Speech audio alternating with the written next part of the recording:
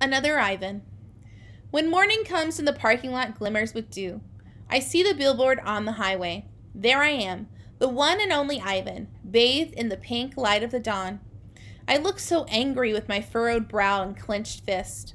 I look the way my father did the day the men came. I am, I suppose, a peaceful sort. Mostly I watch the world go by and think about naps and bananas and yogurt raisins. But inside me, hidden, is another Ivan. He could tear a grown man's limbs off his body. In the flicker of time it takes a snake's tongue to taste the air, he could taste revenge. He is the Ivan on the billboard.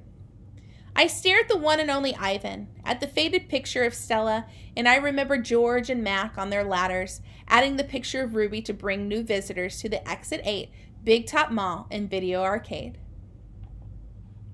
I remember the story of Ruby told, the one where the villagers came to rescue her. I hear Stella's kind, wise voice. Humans can surprise you sometimes. I look at my fingers, coated in red paint, the color of blood. I know how to keep my promise. Days. During the days, I wait. During the nights, I paint. I worry when Mack takes Ruby into the ring. He carries the claw stick with him all the time now. He doesn't use it. He doesn't have to. Ruby isn't fighting back anymore. She does whatever Mack asks. Nights. I close my eyes, I dip my fingers into the paint. When I'm done with one piece of paper, I set it aside to dry. It's so small, just one sheet, and I'm going to need so many. I move on to the next, and the next, and the next.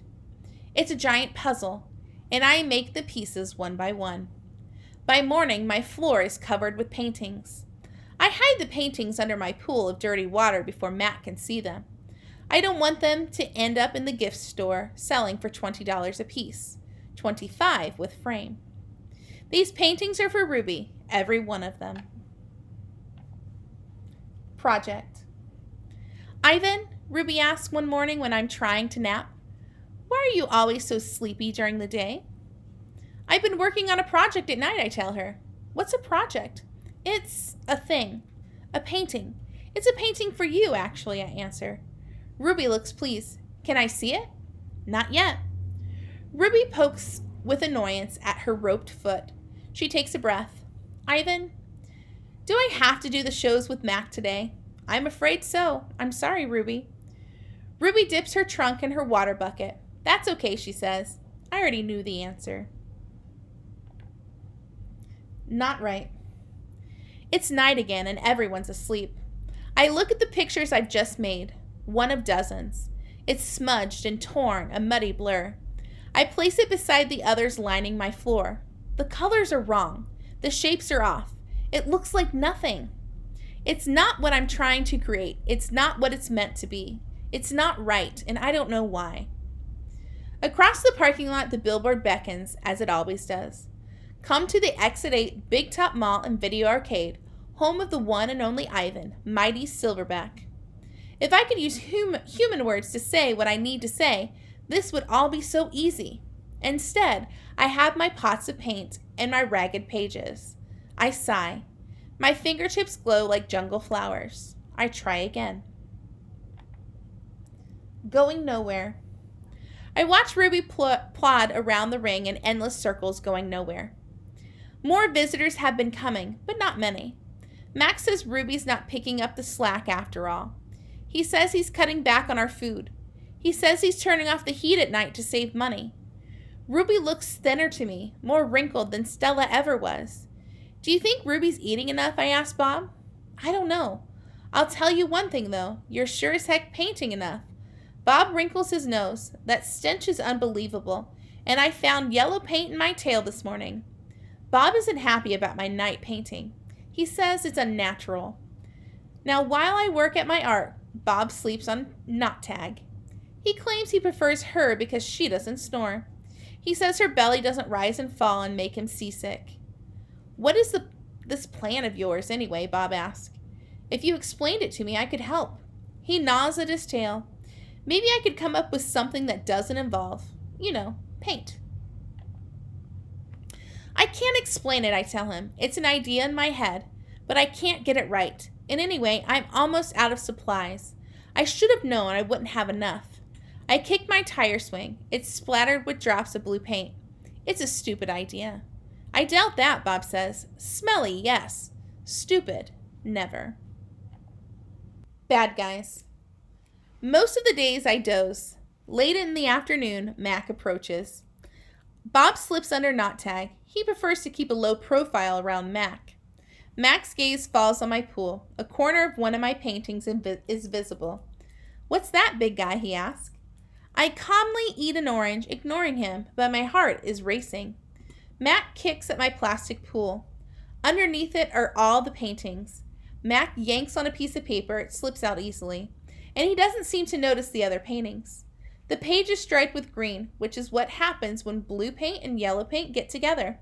It's supposed to be a patch of grass. Not bad. Where'd you get the paint anyway? George's kid? He considers. I'll bet I can get 30 for this picture. Maybe even 40. Mack turns on my TV. It's a Western. There's a human with a big hat and a small gun. He has a shiny star pinned to his chest. That means he is the sheriff, and he will be getting rid of all the bad guys. If this sells quick, I'm getting you some more of that paint, buddy, Mack says. He walks away with my painting, Ruby's painting. For a moment, I imagine what it would feel like to be a sheriff. Ad. Good news, huh? Bob says when Mack's out of the earshot. Looks like you might be getting some more supplies. I don't want to paint for Mack, I say. I'm painting for Ruby. You can do both, Bob says. You're an artist, after all. While I watch the movie, I try to come up with a new hiding place for my paintings. Maybe I think I could fold them once they're dry and stuff them into knot tag. It's a long movie. At the end, the sheriff marries the woman who owns the saloon, which is a watering hole for humans, but not horses. It's been a long time since I've seen a Western that was also a romance. I like that movie, I say to Bob. Too many horses, not enough dogs, he comments. An ad comes on. I don't understand ads. They're not like Westerns, where you know the bad guy is supposed to be. And they're hardly ever romantic unless the man and the woman are brushing their teeth before they face lick.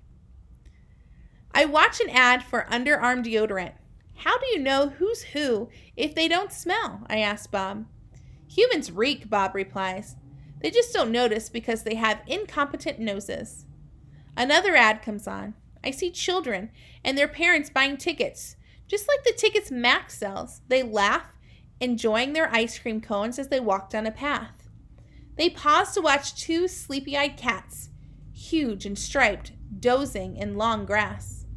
Tigers. I know because I saw them on a nature show once.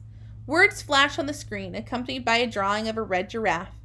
The giraffe vanishes, and I see a human family staring at another kind of family. Elephants, old and young. They're surrounded by rocks and trees and grass and a room to wonder. It's a wild cage, a zoo. I see where it begins and where it ends. The wall that says you are this and we are that, and that is how it will always be. It's not a perfect place. Even in just a few fleeting seconds on my TV, I can see that. A perfect place would not need walls. But it's the place I need. I gaze at the elephants and then I look over at Ruby, small and alone. Before the ad ends, I try remembering every last detail. Rocks, trees, tails, trunks. It's the picture I need to paint. Imagining. It's different now when I paint.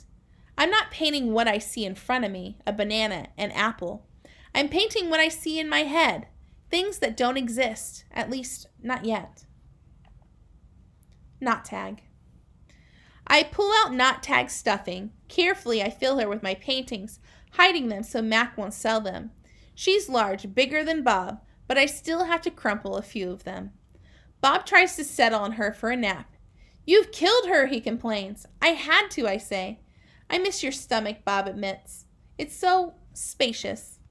When Julia arrives, she notices that I've used up my paints and paper. Wow, Julia shakes her head. You are one serious artist, Ivan. One more thing. My finger painting has sold for $40 with frame. Mack is happy. He brings me a huge pile of paper and big buckets of paint. Get to work, he says. I paint for Mack during the day and for Ruby at night. I nap when I can. But my nighttime picture isn't quite right. It's big, that's for sure. When I place all the pieces on the floor, my cage side by side, the cement is almost completely covered. But something is still missing. Bob says I'm crazy. There's Ruby, he says, pointing with his nose. There's the zoo. There are other elephants. What's wrong with it? It needs one more thing, I say. Bob groans. You're being a temperamental artist. What could be missing? I stare at the huge expanse of colors and shapes. I don't know how to explain to Bob that it isn't done yet. I'll just have to wait, I say at last. Something will come to me, and then I'll know my painting is finally ready.